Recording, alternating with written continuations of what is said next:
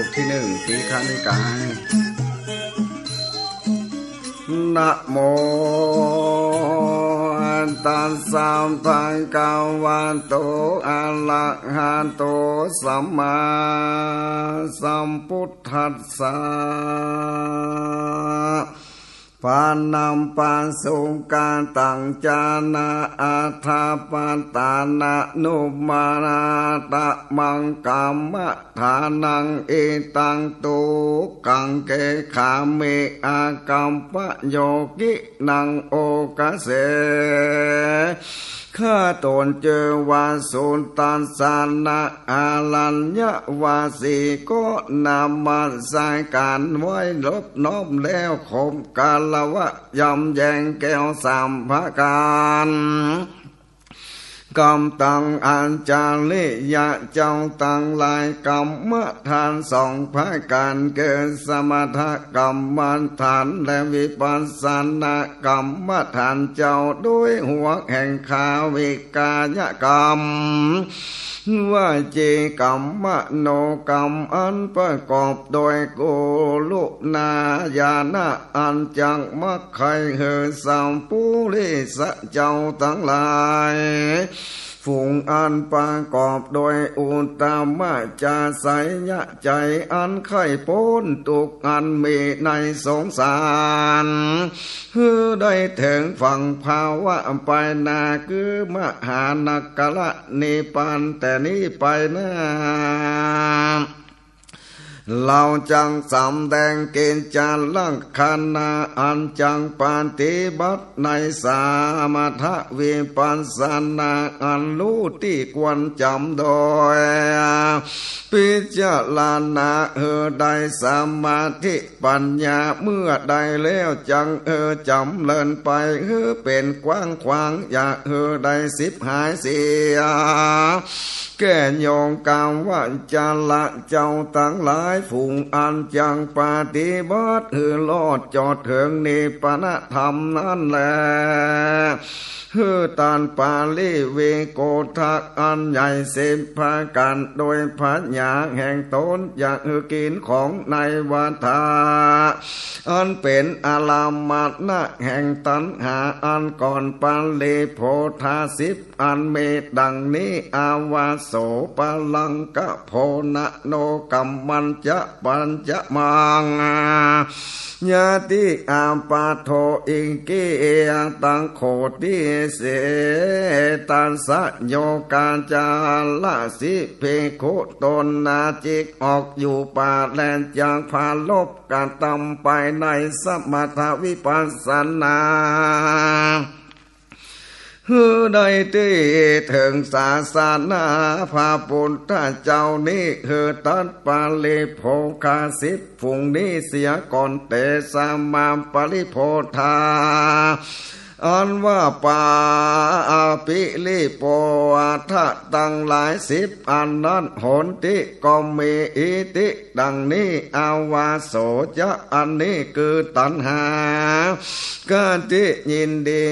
ข้องอยู่ในอาวาสกุฏิวิหารอันพาจิตโดยเครื่องเงินเครื่องลาดและเครื่องปูอันอ่อนอันดีอันเป็นเหตุยินดีจำเริญตัณหาแก่มปุงการละภูภาษาจากสาติปริโภกะนั่นเป็นอันหนึ่งกูลังจะอันหนึ่ง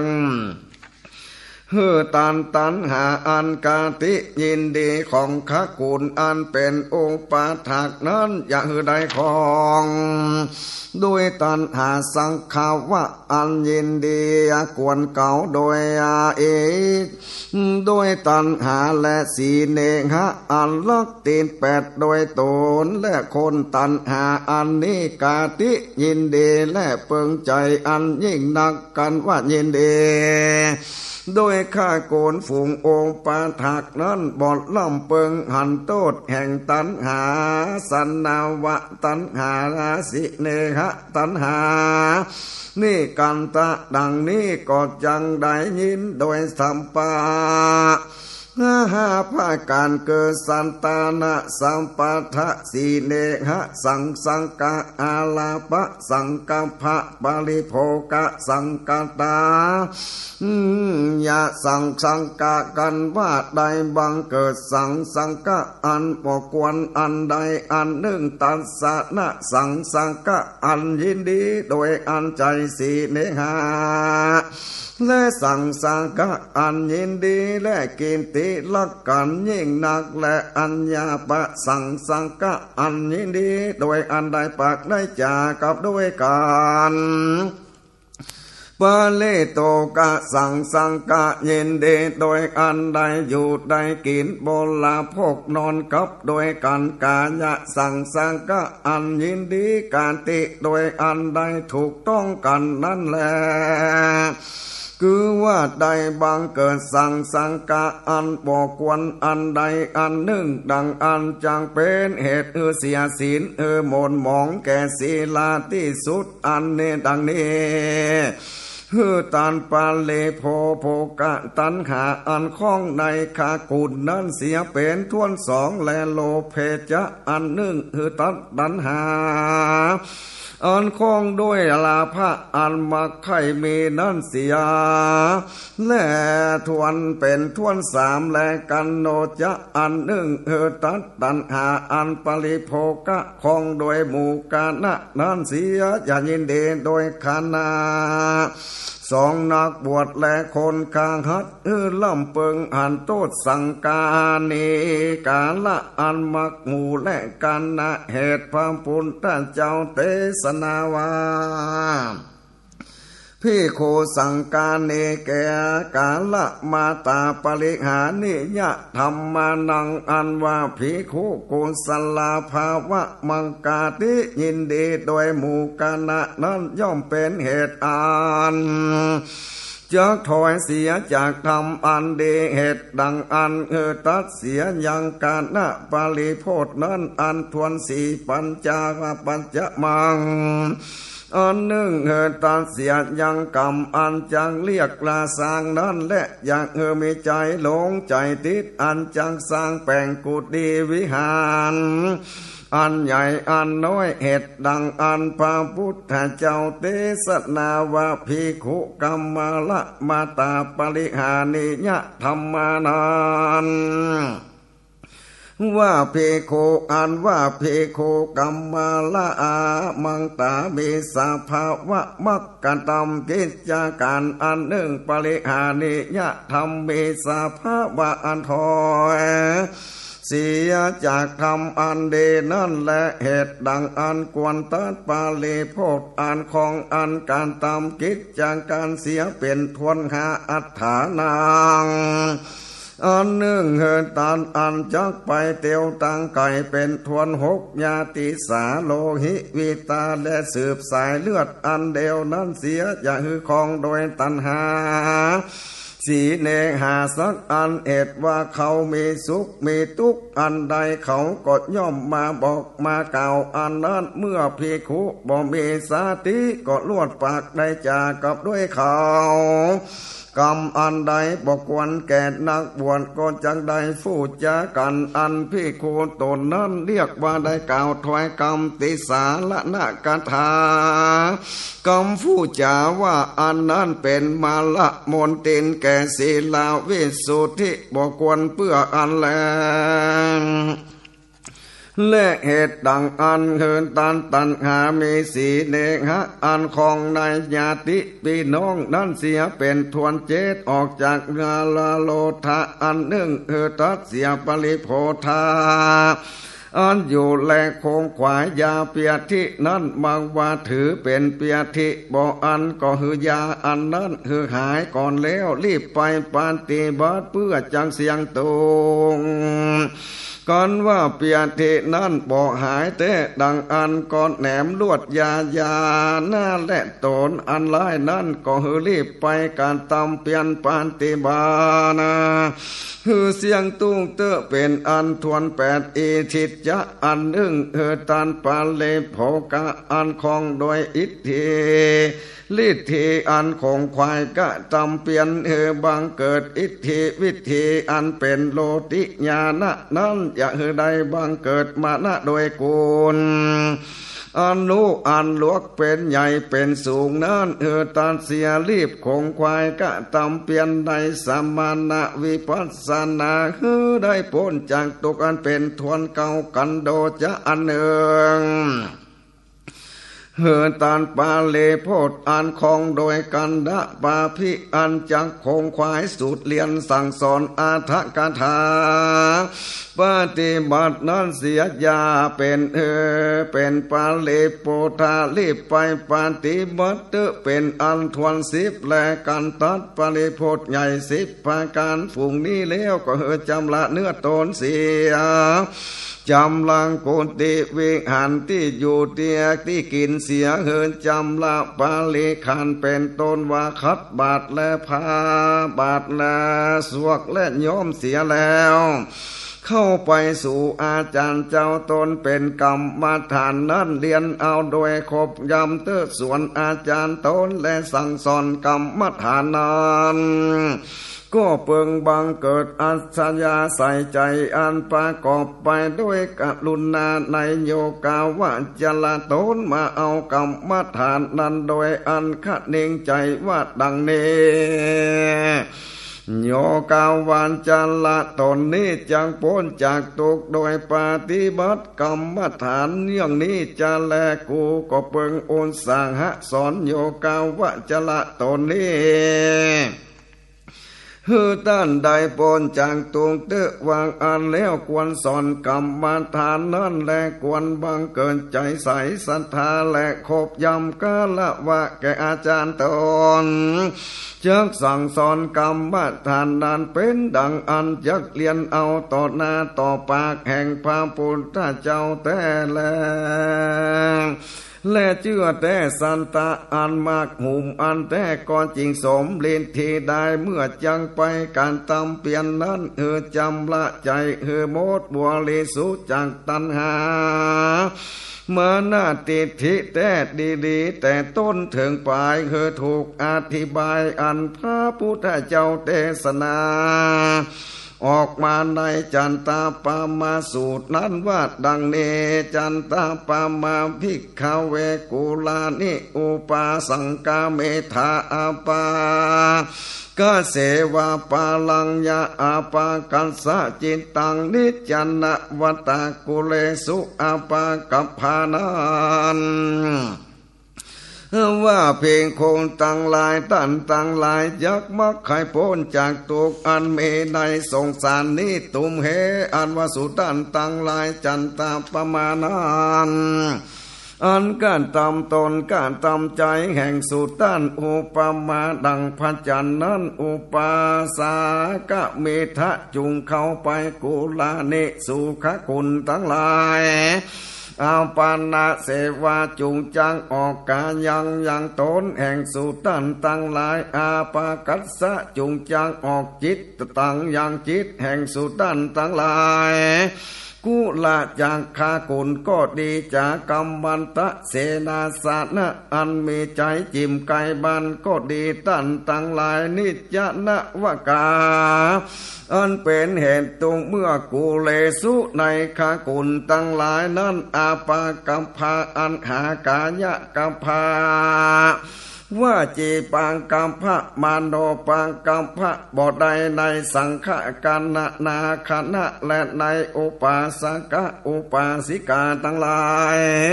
โหทะจุงมีเตออธิบายในสูตรพามพุทธเจ้าเต้านี้เราเปิงรู้ดังนี้ภิกขุอันจังเข้าไปสู่ในขกุลคนทั้งหลายนั้นการตามใจเป็นดังพระจันทร์เตอแท้และพระจันทร์อันเคินมาอากาศนั้นมันจังงาแสงแต่งแปลงลันสมีมันคนทั้งหลายยินดีด้วยมันก็บ่มีจังแสงแต่งแปลงลันสามีอันว่ากูเต้าจังส่องแจงแก่คนลังพ่องกูก็ส่องแจงแก่คน เรื่องพ้องว่าอันก็บ่เบมันก็หักขึ้นมาในอากาศโดยปังกาติแห่งตนมันส่องแจงตัวตุกแห่งแม่นว่าคนทั้งหลายติว่าไล่ก่อนดีสันละเสริญยกยอว่าดีมันก็บ่ยินไล่มันก็บ่ยินดีอันนั้นและมีสันดานพี่โคอันจังเข้าไปสู่ในข้ากุลคนตั้งหลายนั้นก็เปิงการตามตนและการตามใจเป็นดังพระจันทร์นั่นแหละจะใส่ใจว่าจังคือคนตั้งหลายยินดีโดยตนอย่าแซงแต่งแปลงการตามกูหากะคือคนยินดีเต้าใส่ใจการตามสิงขาบทพามปุณถ้าเจ้าและจะเดินไปในข้ากุลคนทั้งหลายสมาทะอันปั่มแปลงปฏิกาจาริยาวัฏทะอยากใดขาดอันนั้นเป็นใหญ่ตุกเมื่อในข้ากุลเมืองว่าอย่างการตามมิตรสหายและคุณเคยแปรปาสลายปากตันเจียนจาท่านยินดีด้วยตนเป็นไหมเป็นอาสมัยยะอันเป็นบ่รู้จักกันนั้นแม่นว่ารู้จักเขาจักปากโดยเขาก็ปากปอเป็นที่แล้วกรรมอันนั้นอย่าปาสลายอันหนึ่งสักอันจริงเรียกว่าเป็นอาสมัยจริงจังอันและอันหนึ่ง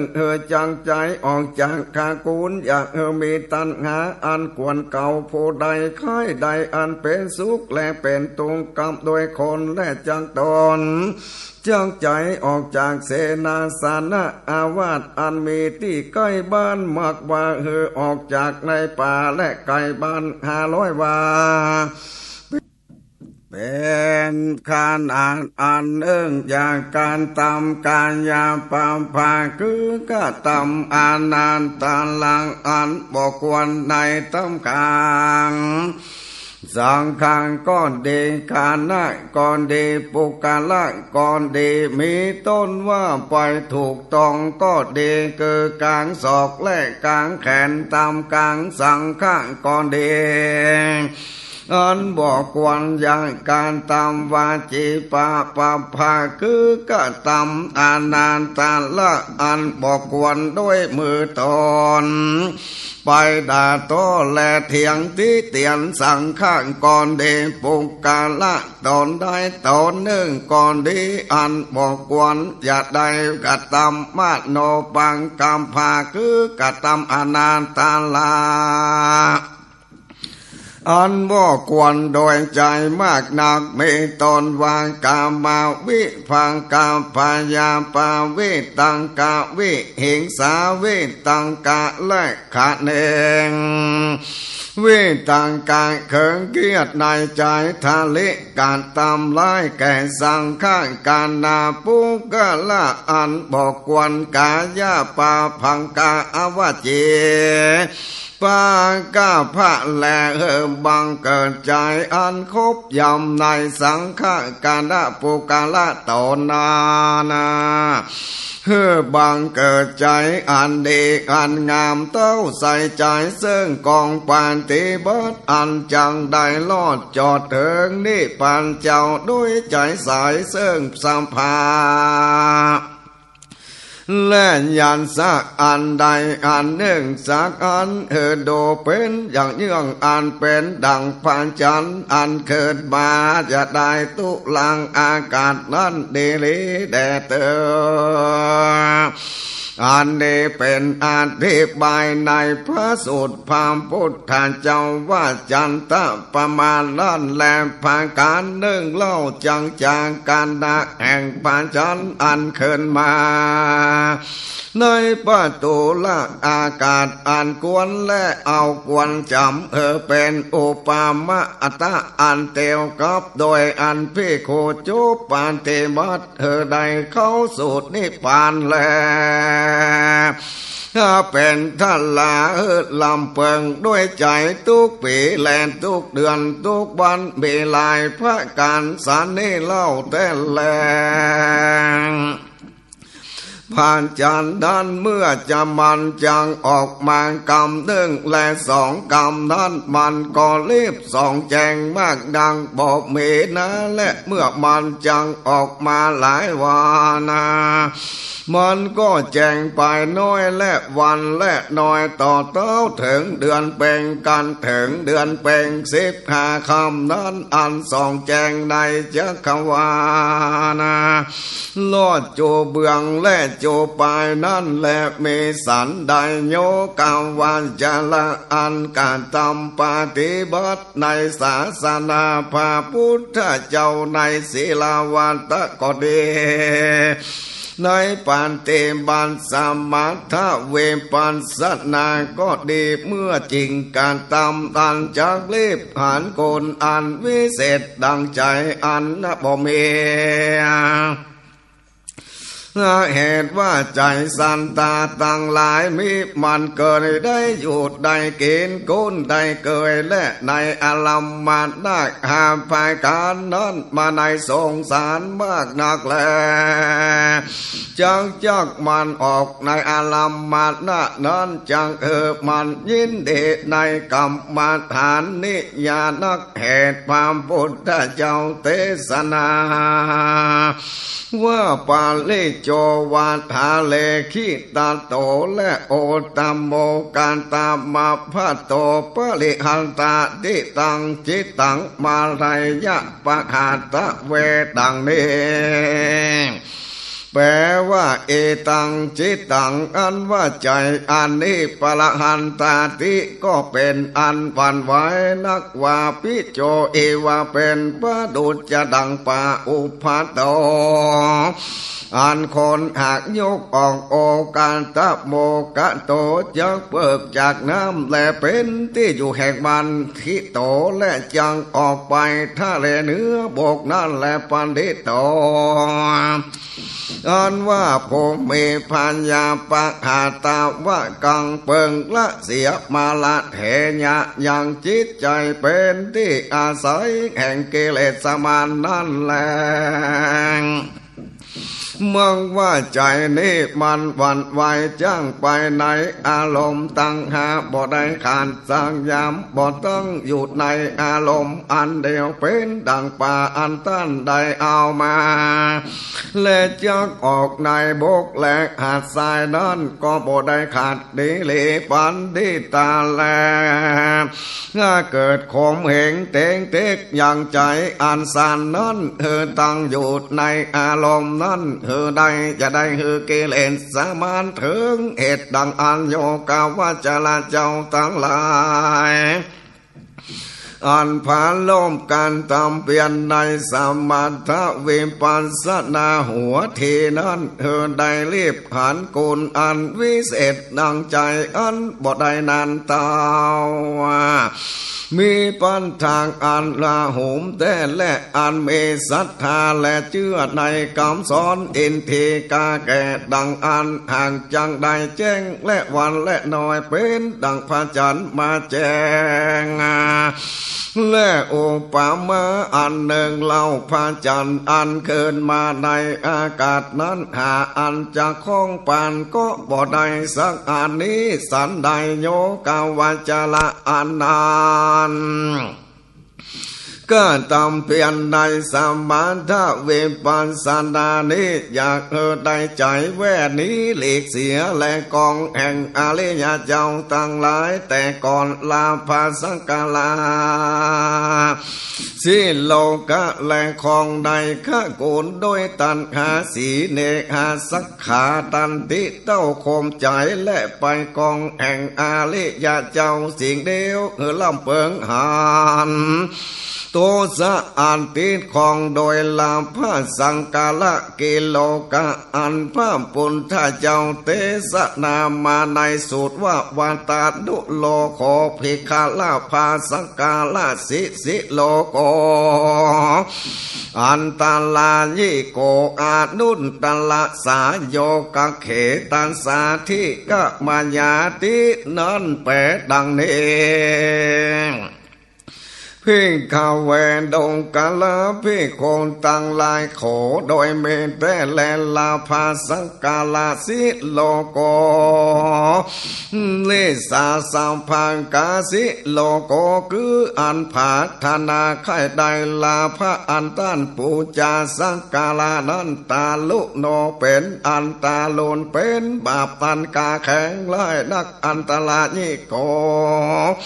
ย่อมเป็นอนทลายอาวิกามายะแห่งอันเจ้าคือได้แถงโยปะเขปันสะนิปันเจ้าอันฮือเสียงเยกะธรรมอันหนึ่งคือกามโยกาเตติโยกังอาวิจารโยกะอนุตตลันสะหาอันจักยิ่งก็บ่ได้นั่นแลดังโยกะวาจลาตนอันจักภาธนาถึงนิพพานเจ้านานอย่าเอินใดเมตันหากอันผาธนาไข่ใดสังกาละสักเม็ดก็เฮเลีกเว้นเตออุปมาในพระจันทร์เมื่อมันเดินมาในอากาศนั้นมันจังแจงและแต่งแปลงล้านสามีคือคนตั้งหลายยินดีด้วยมันมีแต่และมันก็หากขึ้นมาตามธรรมดาแห่งมันนั่นแหละคนตั้งหลายแหล่งดูลัดสามีแห่งมันดูงามดังอันคนตั้งหลายก็หากบังเกิดความยินดีด้วยลัดสามีแห่งมันอันส่องแจงนั่นแหละ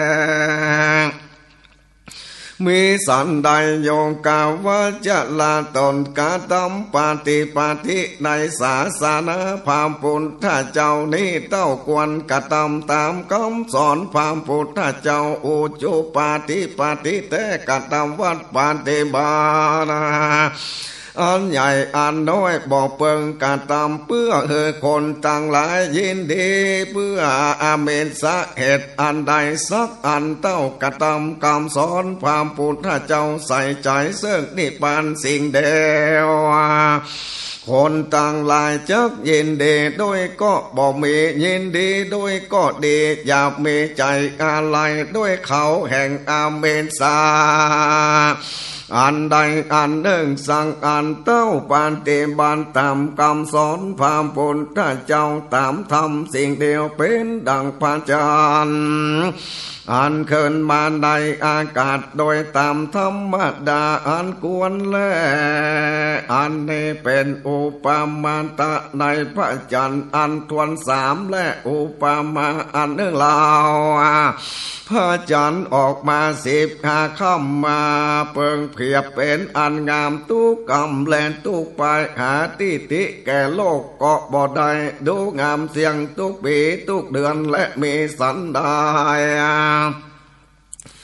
โยกาวันจาลาภิกขุตนการตำปฏิบัติในศาสนาพระพุทธเจ้านี้โดยสมถะปั้มแปลงศีลสมาธิปัญญานั้นก็เปิงการตำแต่ต้นเทิงไปอย่าถอยเสียการตำเป็นไปเสมอนักใดอย่าถอยเสียอย่ายั้งพักสังวันและสังยามงามเป็นไปแต่ต้นและเทิงปลายต้นหากล่ำเปิงดูศีลสมาธิปัญญาแห่งตนยามใดบังเกิดปีติปราโมทย์ความยินดียามนั้นแห่งศีลสมาธิปัญญาแห่งตนเสมอนักบ่ถอยเป็นดังพระจันทร์บริบูรณ์งามนั้นอันจังเป็นพันใจอันจักได้ลอดได้ถึงนิพพานเจ้านั้นสิ่งเดียวได้อันหนึ่งเป็นอุปมาในพระจันทร์อันทวนสีแลอุปมาอันหนึ่งเล่าพระจันทร์นี้เมลันสะอันภาโกตโดยกุลอันวิเศษเหตุโพธิสันเจ้าเมื่อเป็นสัมภูเลสาปันติตาตนมีปัญญาและตานชีวิตเหตุเนื้อและจิตตนแก่สังฆพามวันนั้นพญาอินทางเอาน้ำแต้มมาแต้มรูปไว้ในมณฑลพระจันทร์ เพื่อจังฝูงมีปัญญาเล่งดูล่ำเปิงดูถึงอันรู้จังกุลแห่งพระพุทธเจ้าอันสลังและโพธิสมปสังโพธิสมปานปาลเมและทำคงควายก้าตำหอมยับไว้เพื่อได้ถึงสลันพญาสาปัญโยตัญญาณเป็นพามปุณธเจ้าและเอาสารคำปนจังทรงสารภาวะได้ถึงนิพพานเจ้าแล้วทางปาลิสุนและปุจานะสุจานะจันนาคนตั้งหลายได้ปฏิบัติตามธรรมสกรรมสอนของพามปุณธเจ้าและได้ถึงนี่ปานเจ้านั่นแหละโยกาวันจาละภิกขุตนจังใครไปรอดไปถึงนี่ปานเจ้ามีศรัทธาอันเชื่อใสแต่แลก็ตามปฏิบัติตามคำพามปุณธเจ้าเทศนาไว้นั้นบอกเศษเกลือและเพื่อจังได้ทำมาเวเศษมีมังกะภาละธรรมก็ยังจักได้ตามปัญญาสมปันแห่งตนบทเตี้ยที่มีเตี้ยงแต่บทสงสัยปมาในพระจันทร์อันทวนหาและอุปมาอันหนึ่งเล่าพระจันทร์แหมไปถึงเดือนดับเสียงไปวันและน้อยถึงวัน15 ค่ำก็ลวดหายไปนั่นแลมีสันใดโยกาว่าจะละตนปาลบความเปลี่ยนเพื่อจังเตียวโจมโคมเมื่อคืนและเมื่อเดือนแหมและไปนั่นกวนบังเกิดอานิจจาสัญญามันบอกมันหมดเที่ยงในมนตนพระจันทร์เป็นอารมณ์ล่ำเปิงดูก็บอกมันบทเตียงแห่งขันตั้งหากอันเมในสันตะแห่งตนแห่งต้านคนอื่นก็ดีบังเกิดอานิจจสัญญาทุกปีและทุกเดือนทุกวันทุกยามอย่าได้ขาดดังอาณานิจจาภาสัญญาห่างจางภาคุตหันเกิดอนิจจสัญญาภาคุตดังอันทุกขสัญญาอนัตตสัญญาก็ลวดภาคุตเสียงแรงการล่างขานานตั้งสามภาคุตดังอันอินทรียาห่างจังแก่กาไปวันและน้อยกันอินทรีแก่กาดังอันอาสาภาวะทะกรรมก็ทำก็หักมั่งเสียไปวันและเล็กและน้อยต่อเต้าถึงอันนี้ดีเลอันนี้อุปมาเป็นดังพระจันทร์อันทวน6 แลงเหตุดังอันยองกาว่าจะลาได้ถึงนิพพานเจ้าเพื่อเอาอาลัมมณะภายนอกมาเป็นสักขีธรรมและอันยังผู้มีปัญญา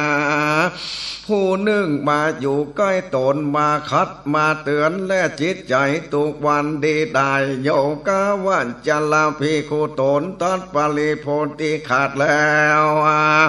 ก็จังการตำไปในสมถวิปัสสนาได้ถึงที่เพิ่งแห่งตนนี้ก็ได้ว่าจักยินดีในเสนาสนะที่ใกล้บ้านและกลางเมืองใหญ่ลานจะธานีมหานิกามาภาเขตอันเหตุดังลือว่าอันนั้นจาแต่และเสนาสนะอันเมในที่ใกล้ลานจานธานีมหานิกามานั้นเขาก็เต้าแล้วยังโกนเป็นอาสาวายะโดยผ่านใจตั้งสี่เป่าได้มันก็บ่เป็นเหตุอันจักได้ยังนี่เวกากุลอันเจือกได้พ้นจากตัวแก่ตนนั้นนาเหตุว่าคนตั้งหลายฝูงมีสันตาปัญญาอันเจือกมีพาโยจนาด้วยอันเลี้ยวยังตานะศีละและฟังธรรมนั้นมีมากนักเหตุดังอันเสนาสนะที่ใดคนทั้งหลายเมื่อเข้าไปจุ่มดมฟังธรรมตานมากนักดังอันเปิงหลีกจากเสนาสนะที่นั้นกันว่าบ่หลีกดังอันก้อนจังกาตำภาษาลามะคืออันมักปากมักจากรรมโด ยเขาสังกาเนกาละมาคืออันจักมักโหมหมู่กานะก่อนจังมีลังคาบกรรมละมะคืออันก็ตำเกณฑ์จักการก็จังมีเล่าจะแลสังกาภากาหาพระการเกินนิกานะสังกาอันใดใจก็จังมีสีเนหสังกาอันมีตัณหาสีเนหะอันกาติลังก่อนจังมีอรัญญาปาสังกาอันปากตันเจียนจ่าเสียงอันใหญ่อันน้อยกอดเดกมด้วยลางกลางก้อนจังมีปาลิโพสังกาอันปาลิโพอันอยู่กินกมโดยกันก็จังมีลังคามก่อนบ้านสานที่ปีญากาสังกาอันถูกต้องยุบถือก่อนจังมีเป็นเหตุใดสิบหายจะแรงเหตุดังอันโยกวันจะลาภิกขุตนไข่พ้นจางตุกในสงสารเปิงละเสียอย่างที่อันบอกวนอยู่เปิงของควายแสวงหายังเสนาสนะในปาฏิสางาที่ถูกลังคณาอันมีว่าปันดัญจาสายสนานังคืออันสางัดนันแท้สิ่งเดียวได้โยกาวะจลาตนภาวนาสมาธกรรมฐานมีต้นว่าปุณฑกุลและเมตตาก็ได้อุปาจาระสมาธิอัปปนาสมาธิได้ข่มเสียยังเพิกเสียยังนิญาณทำห้ามพาการโดยกำลังสมาธิแล้วดังอันก็เปิงรีบคงควายกะตำเปียนเวปันสานดางพ้นได้ลอดถึงยังนิพพานเจ้าและอาลัมมณะแห่งวิปัสสนามีหลายภาการมากดังแลนามะโลปังก็ดีปัญจขันธะก็ดีมีดังอันตนอันนั้นก็ย่อมเป็นอารมณ์แห่งเวปัสสนาเสียงและโยกาวันจาลาตนภิกขุควรล่ำเปิงเกินดูทุกอันเมในสงสารนี้เกินจาติทุกชาลาทุกเปียทิทุกมรณะทุกโศกาทุกปริเทวาทุกขาทุกโทมานาสะอุปายาสาทุกอปายาสาทุกขังตั้งมวลใดรู้ใดหันใดบางเกิดสังเวกะญาณะรีบการตามเปลี่ยนไปญาณใดขาดได้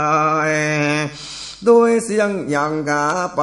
11จำพวกมีต้นว่าลากาคิโตสังกิจาติจาลามะลานะโสกาปาลิเทวาตุขันโตมานัสสะอุปายาสะอานาปาญาสะและสมัยตนและตั้งกะอันว่ายิงใจตั้งยิงตั้งคืนก็บ่ได้ขาดและเป็นดังผู้ใจอันไฟไม่ผ้าปอกหัวอันเมในตัวนั่นแหละมันก็ฟังรีบดำเสียนั้นเตือนโยกาวาจลาตนเป็นพาหุอุปาสูตรตนอันบ่ได้สูตรนั้นอันในอาลัมมณะตั้งหลายมีต้นวาดนามาลูปังอันนั้นบทใดและก่อกำลังพญาตนเมื่อการตำบังเกินทำวิเศษกาแต่และใจก็หดก็ยอบนยินดีในสภาวะธรรมตั้งสามนั้นแลวิปัสสนาญาณแต่ติทีเว้นโซนเทไปก็ยังเกิดยังหันภัยหันโทษหันทุกไปข้างขันอันนั้นก็เต้าจังจำนำและการตำลำมะนะนั้นอยากคือได้ย้ายได้ปลายและได้ลำอันลำมะนะนั้นเตอเพว่าการตำอาลัมมะนะอันนั้นไปสังเวกยาน อันนั้นไว้การตำอันใหม่เล่าอันใดและการตำดูพระญาอันปรากฏดังอันก็การตำนั้นเติมพี่ว่าโยงกาววันจาลาตอนเป็นปาหุสุดดังอันถูกได้พิจารณาอารมณ์ทั้งหลายโดยวิลาละนาจะอันก่อนเมื่อเป็นจารณาดังอันก็หืดล่ำเปิงดูสภาวะธรรมทั้งมวลคือไข่กันต่างมวลจะจัดตัวธรรมก็ได้อันเดียวกันกันล่ำเปิงอันเดียวดังนี้ธรรมต่างมวลก็พระกุฎมาแก่พญาจุอันดีลีดังอันแขวนดีและเหตุว่าโยกวันจาลางาเป็นพาโหสุดนี้การตำกรรมฐานอย่างมักวิตังกะอลัมมะดังอันกะตำกรรมฐานนั้นเหตุว่าได้อ่านได้รู้ในหลายอันดังอันย่อมปันย้ายปันเปลี่ยนและอารมณ์ด้วยอันทาริว่าดังนี้โกกะตำดังนี้เอาอารมณ์ดังนี้ว่าอันก็จังย้ายจังเปลี่ยนอารมณ์มาอันวิปัสสะบ่ตันแก่อันป่วยลาเสียดังอันลวดบ่บุตรที่เหตุดังอันกันว่าลำเพิงอันเป็นธรรมอารมณ์และเป็นอันเดียวดังอันบอกมีความสลังสงสัยในอันใดจำเลินอันนั้นบ่ย้ายบ่เปลี่ยนดังอันกรรมฐานจริงดีจริงมันกุงแก่ตนนั้นได้เหตุดังอานา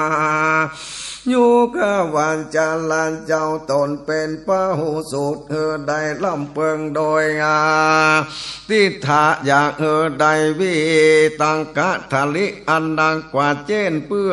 และโยกาวะจาลาตนจักลบคาเสกภายในตนคือกิเลสอันเปิงล่ำเปิงดูรู้โดยพหุกุปมะตัวอันดังนี้จริงจังจำง่ายเปลี่ยนก็จริงจักมันดีได้แต่แลงอุปมาเป็นดังนี้โยอากาหันอันบานเต้าพัญญาฝูงสาลานจังไปลบเสกเข้าบ่อร้อนก็ลวดอวดอัง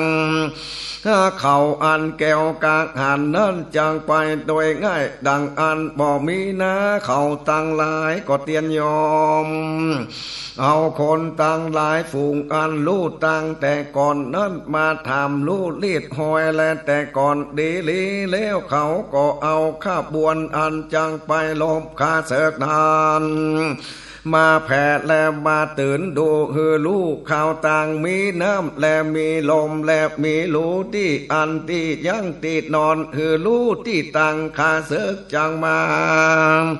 และผ่ามาตัดนั้นรักษาแหนดีลีเมื่อเขาจังเข้าไปถึงแดนที่คาเสกนั้นเขาก็ปดหาบและปดขัวเขาเสียเลี้ยวเต้าแต่เอาเขาใต้เขาทงคัดเอวกำตังเครื่องศึกเข้าไปเมื่อไปดังอานางเขาก็บอกลาสาติเสียมีสาติตุกยามดีลีเกิดว่ากรรมอันใดโบราณแต่ก่อนมีสันใดดังอันคนต่างลายฝูงรู้ลีดรู้กองแต่ก่อนและบอกกล่าวโดยประการสันใดดังอาณาเขาก็จำกรรมอันนั้นบอกหลงและกวนกาเห็นแต่ก็จริงจังแป้คาเสกแล้วจริงจักขึ้นมากินรางวัลอันเต้าพัญญาเจ้าตนนั้นอุปมาสันใดโยกาวาจาลาตนจักลบคาเสกภายในสันตะตนกิเลสจะทำนั้นก็เกิดดูเสียงเป็นดังโยธาหันเต้าพญานั้นแต่เกิดอยากใดว่าอวดอ้างรู้แห่งตนก็จังยะง่ายดังอันล่ำเปิงดูธรรมดา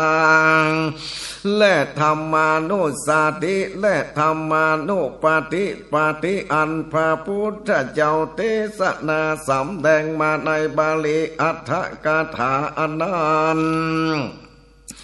ฮือเข้าใจในที่ลำเปิงดูกุลุอุปาเตสะลีดกองอาจารย์เจ้าตั้งไว้แต่ก่อนอันสาปุริสะเจ้าตั้งหลายฝูงปฏิบัติมาแต่ก่อนนั้นเฮือมาเป็นลักอันมันเทียบเทียมแล้วเนี่ยกะตำเป็นดังโยกาธาและฝูงอันรู้ต่างมาเพียบเทียมนั้นเมื่อกะตำดังอันก็ฮือรู้ที่ขาเสกมาผ่ามาตัดเกวากามสันตะพญาตาตามบาลีพระพุทธเจ้าว่าสัตตังว่าอัญจตังกามสัตตังปาจานาตินั้นก็ฮือรู้ที่เกิดแห่งขาเสกอันมีภายในตนอันเป็นอาสวะและสัญโยจนะกานาและโคโอคะนิวาลานะสังกิเลสะนั้นฮือรู้แจ้งแล้วฮือฮับตับอารมณ์อันเป็นเหตุปาปาธรรมเกิดนั้นบางเกิดยินดีมีสติถูกยามและถูกบาลีพระพุทธเจ้าว่าอาภิกันตะปฏิกันเตสมัจจานากาลิโหตินั่นกันว่ามีสติสัมปชัญญะลำเปิงอารมณ์อันเป็นเหตุหิสังเวกัญญาณาเกิดภาวนาจำเลินไปเป็นมรรคอันนั้นแลอินทรียะห่างแก่กาไปและวันแก่กาอาสวะธรรมห่างจากบกบังไปและวันและน้อยโพธิปังคิยะธรรมตั้งหลายได้อาเสวะนิพะตายและเป็นเสมอดีนักเมื่ออันโยกาวาจละตนนั้นจริงใดที่เพิ่งได้ปฏิบัติอันเนดีลิเตอปาการหนึ่งโยกาวาจละตนกตำเปียนาผาโลกเวปัสสนาเพื่อจังพ้นจากด่านป่าอันเป็นกรรมโดยภัยมากนางคือวันตะสงสารนั้นจังได้เมืองคเสมคือนี่ปันเจ้านั้นเปิงเกินดูถึงอันเป็นดังคนผู้จังคำด่านป่าอันไปโดยภัยอันมากนักมีตนว่าลาจาสีเสือคงและเสือเหลืองผีเสือผียักษ์และด่านป่าอันมีลูกใบก่อนดีด่านป่าอันหาน้ำบอดได้และคนฝูงอันเตียวตั้งด่านป่าอันมีภัยมากนักนานเมื่อคืนมันก็มีสติตุกยามบ่หลับบ่นอนตามใจในอากาศกังวลภัยตั้งมวลเมื่อมันจากลุกมันก็พิจารณาดูบ่กินตามใจได้มันก็รู้อภามานอันกินนั้นเมื่อมันจักนอนก็คือรู้ที่อันมีน้ำและบ่มีน้ำเมื่อจังย้ายไปนาก็รู้ที่อันจางไปพ้นด่านป่าอันเป็นไปกับโดยภัยนั้นได้ถึงเมืองไปนาอันสุกเกษมอันนั้นมีสันได้โยกาวาจาลาภิกขุตนปฏิบัติพ้นจากด่านป่ากรรมโดยภัยคือวัฏฏะสงสารอันเป็นกรรมโดยมากนักนี้เปิงประกอบไปโดยสติและสัมปชัญญะเป็นดังอันคนคำด่านป่านั้นเติดโยกาวันจาลาภิกขุควรรักษาอาชีวะปริสุทธศีลก็เป็นดังคนผู้เตียวด่านป่าเว้นเสียยังลูกไม้อันมีกีดปิดมีลายนั่นกันบ่ปิ้นจารณาดูและปฏิบัติสังขาโยนิโสแลก็บอเลพกปันใจเบตนว่าเขาบินทาบัตที่เต้าอันกินตามใจอันก็เป็นดังอันก็เป็นดังคนผู้กินลูกไม้อันปิดและตายนั่นแหละเหตุเป็นนี้เพื่อปันใจและภายการนึ่งโยกาวาจะลาภิกขุควรประกอบไปโดยขันติสังวรมีตนว่าอดใจอันควรได้แล คือว่าอดสิตังยังหาสิ่งอันมีต้นว่าเย็นหนาวอันนั้นแต่และโยกาว่าจะละภิกขุตนอันกระทำไปในและศาสนาพระพุทธเจ้านี้เตียนยอมอดใจดังนี้และสตังอุณนานังกิลาสาปิสาปตังสามานาวสตาตาปัสสะสะสีสาอุปาชะนังตุลาวะตะนังวาจะปัฏฐานังปิตานังภาลุกานังอาภิญานังอามานาปานังปังกาละลานังติวะสานังจาติโกโหติอุปาเยนะปัทโถนะปัญจเวคขิโตโปโหสิตันสานาปาริปุริโสติยาอัปปมาเกนะปิติเตนะพุทโธจะลันติกัมปติกัมมัฏฐานังวิจังหาติอาเป็นจังโขโหมาหังสินาเถโลมิยังอัปปมาเกนะวิเศเตนะพุทโธนาจาลาตินังกัมปติกัมมัฏฐานาโมนะมาสิกาโคติภิกขุอันว่าภิกขุอวิตาสัจนาติโกมิเบื้องการที่อันยังเบื้องเกิดดังอันอาสิตังอันหนาวและอันเย็นอุ่นนังอันร้อนนิขันจาอันอยากเข้าปิปัสสายังอันอยากน้ำสามกาสวาตาตาปาเลเสญาปะสานังยังอันถูกต้องเหลือกและยุงลมและแดดงูน้อยงูใหญ่อวิวาสานะจาติโกโหติอันหนึ่งพี่คงกองเมปังกาติอันบังเกิดยังอเวนะปัฏฐายังถอยกรรมตุลาทะกานาฐานังอันมาถึงไล่นั่งติปานังอันเข้มแข็งและแก่ใจปะหุกานังอันเพชรอันแสบอันร้อนอาปิญานังอันบดลักบ่เปิงใจอามานะปานังอันบ่จำเลินแก่ใจป่าปากาหะลานังอันกวนนางจีเวตอันเสียพิโคโตนั้นปัจจเวกขิตวาพิจารณาลำเปิงดูแล้วโยนิโสอุปาเยนะปะเถนะโดยกองอุบายอันจอบอันดีขะโมโหติอันมีปังกาติอันอัดอันสิตันสาติสาตินังยังสิ่งอันมีตนว่าหนาวเย็นนั้นนาลิวาปุริโสวิญญาบ่เป็นดังผู้ใจอันหายเปลี่ยนก็บ่ได้นั่นแลงใจผู้อันหาเปลี่ยนบ่ได้สีเตนะอันหนาวเย็นอาปมาตาเกปิแมนอันน้อยก็ดีพุทโธหักถูกต้องเจละเตเป็นอันหักอันยากอันกาและกำปาติอันหวั่นไหวนักวิจารหาติก็ลวดละเสียกิจจังยังกำอันเปิงกระทำนักแล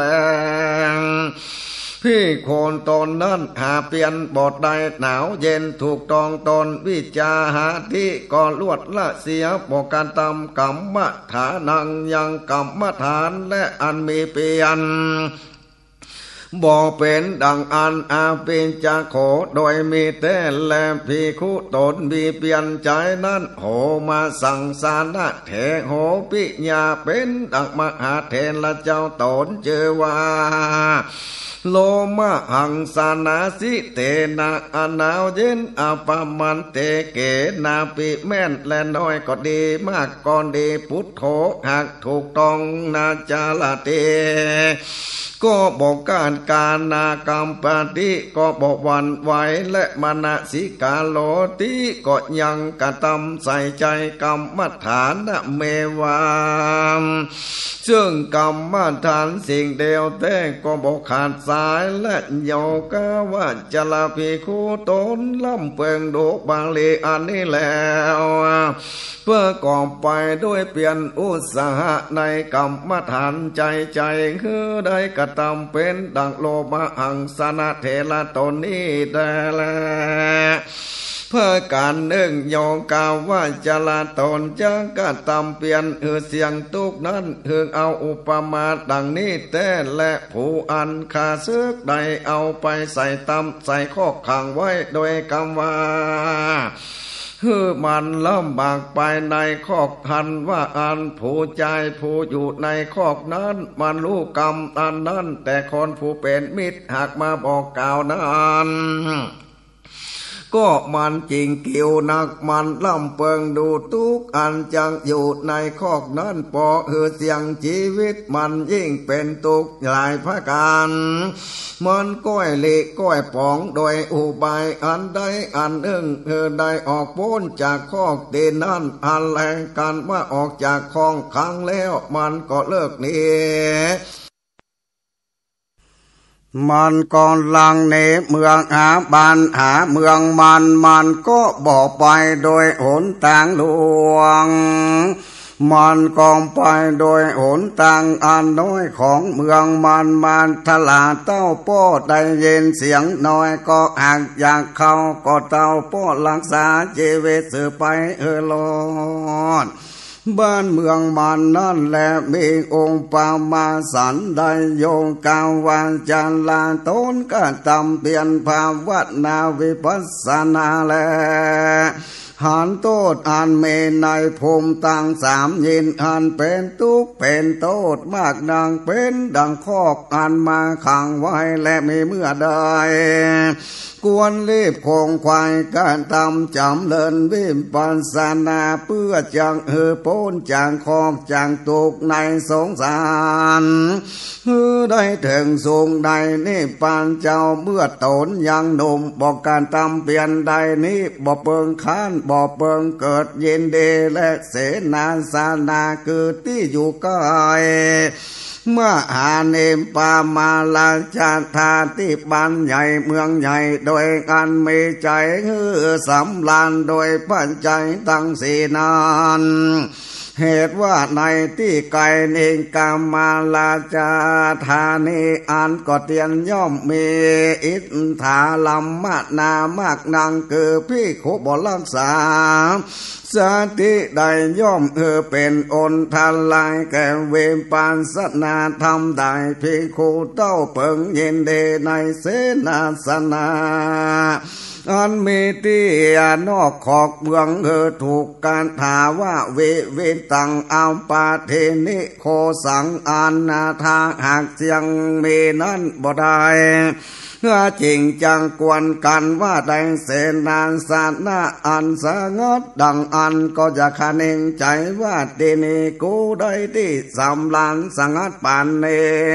ง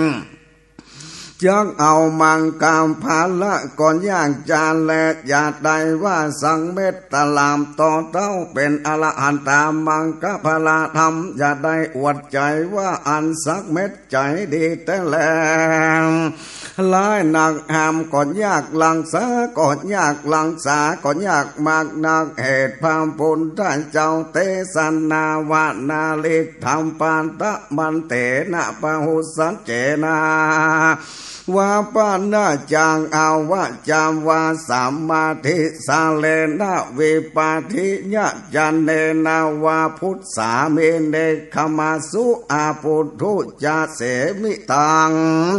พิโคสาสามาปาทิอาสามันโตอาสาวะขานอย่างนี้และแปลว่าเพ่งขาเว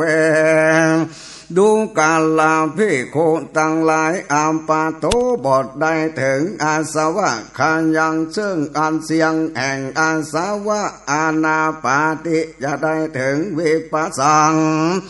ยังอ่านคุ้นเกยใจอย่าหวังใจและอิทธิว่าดังนี้อาหังอันว่ากูพูดสามีก็อันใดถูกดองบัดนี้เนคขมาสุขัง ยังเนคามาสุเกินนิปันเจ้าอาปาจุจานาเสวิตังอันคนผู้ทูลจานะบ่ได้อ่อนได้เถิงนานสิปันตามาเตนะโดยมาถลาอันกูได้จะเพิ่งศีลและวันตาเต้านี้จะแลปาวนาภาการนึ่งปังหุสะเจนะโดยอันกูและญาติตัวโลแล้วเอตังเวทังปะถังยังเหตุสองพังการนั้นพังกาวาสากิอันจำเลินบักกะปัญญาเหตุอันก็ตำเปลี่ยนวิสวายากิอันผ่อนจำเลินใดมังกะปัญญาอันหาเพียนบทใดนั้นสุริมากาปัญญาปาวคาติแล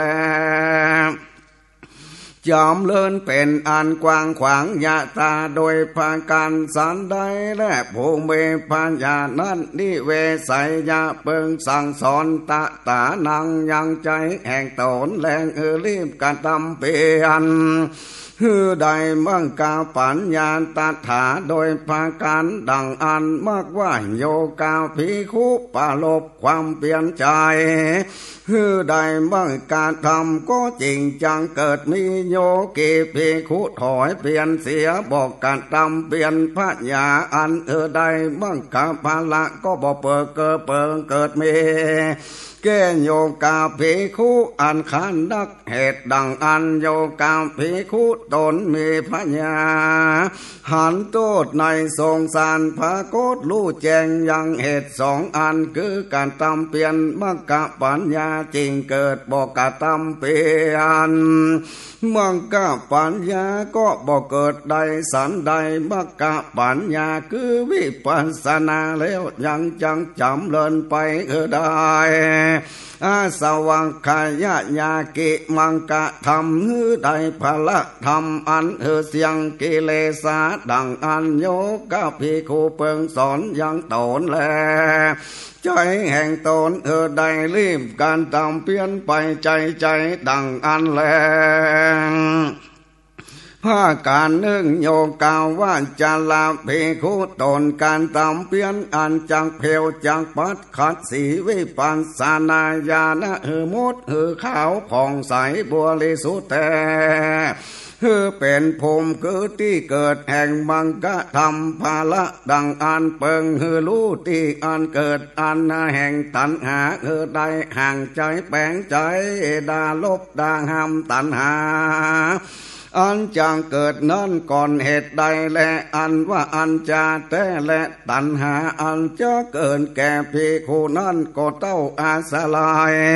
ซึ่งกามาคุณตั้งหาและเกิดโดยแต่ผาใจตั้งสี่มีตนว่าจีวาละผาใจนั้นเป็นเหตุเกิดตัณหาแลลำผาใจตั้งสี่นั้นจีวาละผาใจนั้นเป็นอารมณ์อันเป็นกิตากากติแห่งตัณหา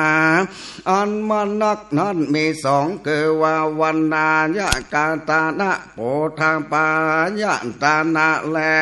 ดังปันเดตาพระใจมีอารมณะสีนิดีลีได้ดังเสนาสนาพระใจนั้นมีอารมณะสามคือโลปายะตานาปันธายะตานาโพตามปายะตานาแลดังกิลานาปัญใจนั้นก่อนเต้าควรปริโภกะควรกินเมื่อเป็นเปียธิเหตุอันนั้นและเมื่อบ่มีเหตุก็บ่ควรกินแลส่วนว่าบินทบาทปัญใจนั้นภิกขุปริโภกะกินตามใจดังอันเมื่อนั้นก่อนเตียนย่อมเป็นอนทลายแก่นี้ปัญเจ้าได้ภิกขุตนได้และปริโภกะกินตามตัณหาและบ่รู้จังโทษแห่งตัณหาดังอันกันพันสะจางสติและปัญญาเมื่อใดนั้นกันว่าเกณฑ์อันลำอันดีพอใจและสำแดงบอกแก่คนตั้งหลายฝูงอื่นรู้ว่ากูกินอาหารอันดีเป็นอันใดสูตรเรียนมากนักนี้จะแล อาถาว่าอันหนึ่งสมาธิลาเสนาโดยอันกูภาวนาได้สมาธินี้จะแลพระการเนื่องวิวิติตาจัญญะเนโดยอันกูได้อยู่ที่สังัดดีจันและมักว่าโยกามภิกขุบทใดกรรมจะเสียยังอาสาวากิเลสะเตื้อใดลุคุณเกยใดลื่นใจล้วนใจดังนี้กูบัมเป็งศีลาวะวันตะโตเนกูได้สูตรเรียนได้สดับมามากนังเจ้านี้กูก็ภาวนาอุปาจาระสมาธิอัปปนาสมาธิปานนี้กูก่อนได้อยู่ที่วิเศษสางัดปูนนี้แล้วกูก็หักได้ถูกต้องคือว่าได้เนกขามาสุขนิพพานเจ้าอันบอกเป็นนาของผู้ทูลจานะนั้นปีหนึ่งเดือนหนึ่งวันหนึ่งบ่อยากจะแลงข่มใจเหินเล่มการตำเปลี่ยนไปอยากได้ขาดเหินใดที่เปิ้งในศาสนาพามปุณถ้าเจ้าเมื่อยังดุมบอดเท่าบ่เป็นเปียที่เตื้อเนฮือบัวลาบมวลจะได้ยั่งอยู่เฮอได้ป่วยวันป่วยคืนเสียเห็นพามปุณถ้าเจ้าเตสนาว่าอุทานกาลัมพิอนุฐานหาโนยุวางเกเลอาสาสิยังองปาติสัมปันนาสังกัมปันโนกุสิโตปัญญาญะมังกังอาหะเสนาวิตาตินีและแปลว่าโยปุกกะโลอันว่าปุงกาละผู้ใดประกอบโดยกำลังอุทานกาละมิตรในกาละเมื่อยังดมกวนก็ทำเพียนใดนั้นอาถานะหาโนและปุงกาละผู้นั้นยังหนุ่มเมกำลังป่วยมาถอยเสียบ่มันกันตำเปลี่ยนอุเปติเถิงอาละสิยังอันคันดังอันโสปุงกาโลอันว่าปุงกาละผู้นั้นอาละโสอันคันแต่อัปปนาสิกัมปนาสิอากัมปมาโนเมื่อว่าเมหัวใจปราศจากยังความมาปาลิบุญดังนั้นโกสิโตป่วยขันหาเปลี่ยนบทใดดังอันนาวิตาติก็บ่อ่อนจะได้ปัญญากะมังกามามังกะปัญญานั้นเดลิโยกาวันจลาภิกขุเชื่อธรรมคำสอนพระพุทธเจ้าสันเอง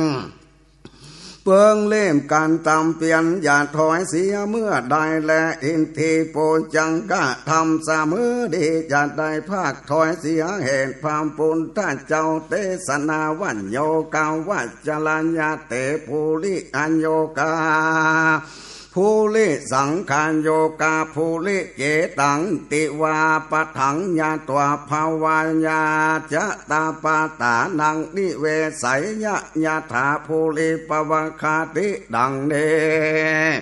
แปลว่าภูเลจางกาปัญญาจาญาเตก็เกิดโยกาเหตุอันกระทำเปลี่ยนบทได้ขาดเวทางการตานะโดยแต่ดิเลผู้ลิสังขายโยอันว่าเสียงแห่งปัญญาก็บ่เกิดแห่งอาบังกะปัญญาและโยกาเหตุอันหาเปลี่ยนบทใดนั่นแหละปันดิโตอันว่าปงกาลาตนมีปัญญาสำลานแก่กุณาว่าอันเรียกว่าโอภาสกัตถาเป็นอันแลกันว่าคนฝูงใดได้ยินานไปลุนเขาก็แต่งอาหารอันนั้นมากินดังอันกันว่าภิกขุได้กินเมื่อใดนั้นอาจีวาปาลิสุทธิเสนเสียงหันแลก็ได้ต้องอาบัตแลกันว่าได้บริโภคอาหารเป็นสำลานตามตัณหาดังอันก็จังใดก็ตำอเนสนกรรมบอกควรแก่นักบวชไปใจอันใดอันหนึ่งบอกขาดหันแล กันว่าอาจีวาปาลิสุทธศีลเมืองเสียดังอันอินทิสังวลศีลก็เมืองเสียปฏิโมกขาสังวลศีลก็เมืองเสียปัญจญาสาสีสันตาศีลก็เมืองเสียเกิดว่าภิกขุบ่รู้จังโทษแห่งตัณหาแลอยู่ปานเลพกปันใจตามอำนาจตัณหาดังอันภิกขุตนนั้นจังได้หอมยำปริหายนธรรม6ประการจาและปริหานิยธรรม6ประการนากัมมาลามาพันสะลามาสังกะกิกาลามานิตาลาโสวาจันสะตาลามาปาอาทิตาลาโตเสียแล้วผู้ตามปัญจานิยังตันหาอันอยู่เผาสัตว์10หายในสงสารนี่แหละมังวาสัตว์ต่างหลายเกิดในสงสารของและโดยตัณหานั้นกาละวันคืนยามหากคำหากเกณฑ์ไปจุวันจุคืนจุยามบ่ยังต่อเต้ามาจุละจะมาตันคาเอาตายไปนั้นเดเลอันนี้นาคินาสาวัตะมีอาสาวะทำห่างเสียงแล้วบ่จังใดเกินเป็นไปในภาวะไปนาลาวบ่ฮือการละตั้งวันตั้งคืนยามกินใดครับใดขีนาสาวะโตนั้นเรียกได้เผาเสียยังคาเสือเกิดตัณหาอันเผาสัตว์ไม่สัตว์10หายในสงสารนั้นและโดยแต่และมักว่าดังนี้กาละวันคืนจักได้กินสัตว์ตั้งหลายก็เห็นตัณหาตัวนี้เกิดกามตัณหาภาวะตัณหาวิภาวะตัณหาอันกิติยินดีโดยอัตถิลากะก่อนย่อมสารเกิดในที่นั้นบ่ขาดสายโดยอ่างการจาตินับบ่ใดเกิดมาภาวะอันใดบ่ใดละเสียยังตัณหาตัวนั้นกาละวันคืนยำตั้งหลายนี้ก่อนเตียนย่อมกินสันตั้งหลายไปใจต่อเต้ามาจุลาจะตายนั้นเตียงแต่ดีลีแลงผู้กาลาตนเมปัญญาล่ำเปิงหันกาละวันคืนกินสันตั้งหลายเหตุว่าตัณหาตัวนั้นก้อยจำเลินกะตามเพียนวิปัสสนาธรรมไปใจได้อาสาวะขายายานได้เสียงอาสาวะธรรมมีต้นว่าตัณหาตัวนั้นคือปุกาละผู้มีเปลี่ยนกรรมจันตัดตัณหาตัวนั้นได้เสียงเรียกว่าผู้ตามปัญจนีปัญจิและภูกาละตนนั้นก็บ่จังเกินจากเป็นในภาวะปานากะโลกาละวันคืนก็บ่จักกินใดและเหตุดังอันโยกีภิกขุตนมีปัญญาอันกาแก่ล่ำเปิงมาลานะสัญญาหันกาละวันคืนยามกินสันตั้งหลายแจงนักรีบโคงควายข่มใจเต็กใจไปใจอย่าถอยเปลี่ยนในวิปัสสนาได้ยังที่เพิ่งแห่งตนเติมเพื่อการนึ่งโยงกล่าวว่าจะละกวนรีบการตามเปลี่ยนอย่ายังอย่าจะหยุดนานใดที่เพิ่งบานเดียวนี้อย่าว่าจังยังอยู่โดยคำว่าปีนาเดือนนาก็เสียเดือนหน้าวันนากูเนี่ยการตำเปลี่ยนใดที่เพิ่งแก่กูจะอย่าใส่ใจว่าอันจังตายปีใดเดือนใดวันใดยามใดก็บ่อ่านรู้ได้รีบการตำเปลี่ยนจำเลินเวปัสสนาได้ยังที่เพิ่งแห่งตนเหตุความปุ่นต้าเจ้าหันดับหันบ่เปิงถึงยามมากองใดรูปปธรรมนามธรรมอันเกิดยามของมันก็หักดับ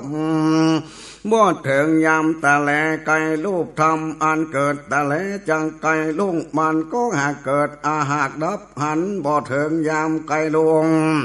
ได้โลภะธรรมนาธรรมอันเกิดยามใกล้ลุ่งแจงมันก็หากเกิดหากดับหันบ่เถิงตูดเจ้าวันนาก็ได้เหตุดังอันโลภะธรรมนามธรรมต่างมวลนี้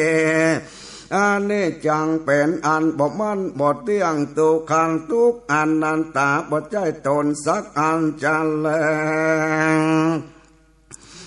ลำเปิงงาดังไปทุกวันทุกคืนไปใจเตอ